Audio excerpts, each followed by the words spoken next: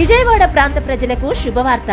యేసై మార్గము మినిస్ట్రీ వారు నిర్వహించు విడుదల, స్వస్థత, తైలాభిషేక ఆరాధన. అప్పుల సమస్యలో ఉన్నారా? భార్యాభర్తల మధ్య సమాధానం లేదా? ఓటమి పాలయ్యారా? రోగముతో బాధపడుతున్నారా? కన్నీటి వేదనలో ఉన్నావా? నిందిస్తున్నారా? మంత్రశక్తులతో పీడింపబడుతున్నారా? మద్యానికి, డ్రగ్స్, మత్తు పదార్థాలకు అలవాటు పడిపోయారా? సంతానము లేక బాధపడుతున్నారా?